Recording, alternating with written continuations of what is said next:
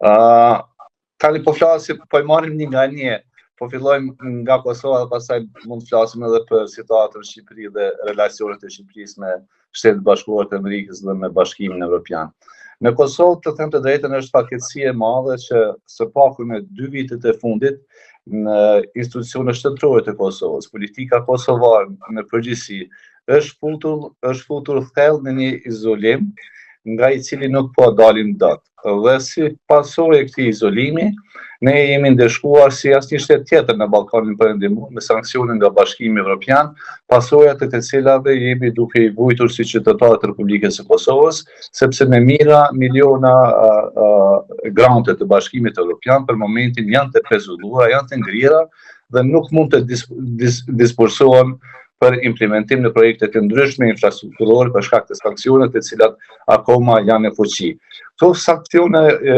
për ata që mbase nuk e dinë janë vendosur në Bashkimin Evropian si pasojë e veprimeve të njëanshme dhe të pakoordinuara të qeverisë së Republikës së Kosovës, që ndërlidhen kryesisht me situatën në veri të vendit të Kosovës, ku ka pasur veprime të cilat e kanë tensionuar dhe kanë nxitur si thua reagimin e popullsisë serbe që jeton atje, dhe si pasojë e këtyre veprimeve, Bashkimi Evropian ka vendosur sanksione ndaj qeverisë së Republikës së Kosovës. Edhe pse pas vizitës së fundit të zonës Kallas në Prishtinë u dhanë indikacione që këto sanksione mund të hiqen gradualisht, nëse do të ketë veprime konkrete për deshkallëzimin e tensionit në veri të vend nga qeveria e Republikës së Kosovës, deri më sot akoma një gjë e tillë akoma nuk ka ndodhur.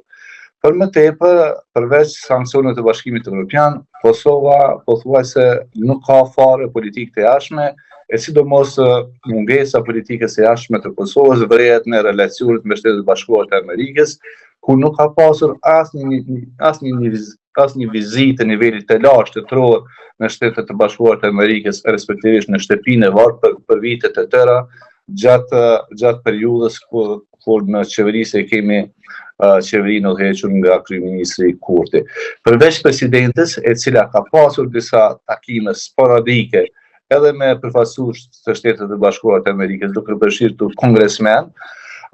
pjesa tjetër e institucioneve shtetërore pothuajse ka qenë gjithashtu izoluar nga bashkëpunimi i ngushtë me Shtetet Bashkuara të Amerikës, gjë të cilën nuk e kemi pasur në asnjë periudhë të pas luftës në Kosovë, pavarësisht se kush i ka udhëhequr ato qeveri, gjithmonë prioriteti më i lartë ka qenë i drejtuar drejt bashkëpunimit të ngushtë me Shtetet Bashkuara të Amerikës, por normalisht edhe rrugtimi i Kosovës drejt Bashkimit Evropian nuk është lënë anash asnjëherë. Dhe si pasojë, si rrëdhojë e këtij përkushtimi të mëparshëm, Kosova, pavarësisht situatës në të cilën ndodhen, kur dihet që akoma kemi 5 shtete të Bashkimit Evropian të cilët nuk e kanë njohur pavarësinë e Kosovës, ka arritur që përmes pragmatizmit dhe përmes bashkëpunimit të ngushtë me Shtetet e Bashkimit Evropian, që të nënshkruajë marrëveshjen e stabilizim asociimit, e cila është marrëveshja bazë kontraktuale ndërmjet Kosovës dhe Bashkimit Evropian, e cila i siguron Kosovës një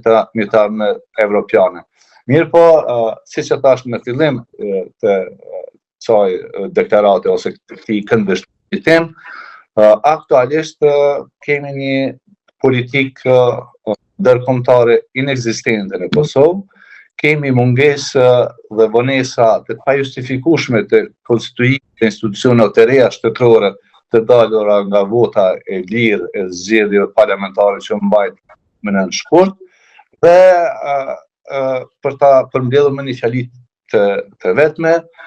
kemi izolim, kemi situatë kaotike politike dhe shpresa as që duket asgjë kundi në horizont. Zoti Çollaku, kush mund ta zërë të hapësirën boshe që është krijuar, që ka lënë më saktë partnerët perëndimor? Dëgja, partnerët perëndimor nuk është se me dashje ka lënë ndonjë hapësirë boshe sa i përket ndërveprimit të tyre me Kosovën. Por diçka ndoshta e kam kuptuar unë gabim, nëse në mandatin e Bidenit kishim thirrje nga ambasadori Hovenier dhe Dashi, por kishim forcinë e Kurtit, tani ata duket sikur s'kan interes fare. Po prandaj kjo është ajo situata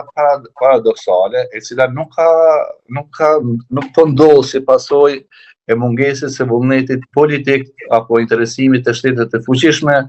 për të ndihmuar Kosovën për të kaluar këtë ngërsh politik në të cilin ndodhemi sot. Kjo po mos interesimi apo neglizhenca apo ignorimi total që po i bëhet tani në veçanti po seanca monotone që po ndodhen në Kuvendin e Kosovës, po ndodh për shkak se nuk ka vullnet nga asnjëra forcë politike, e mbi të gjitha nuk ka vullnet politik nga partia fituese këtyre zgjedhjeve, nuk ka vullnet politik nga kryeministri Kurti për të dëgjuar rekomandimet miqësore të përfaqësuesve të Shtetit të Bashkimit Evropian, po gjithashtu të Shtetit të Bashkuar të Amerikës.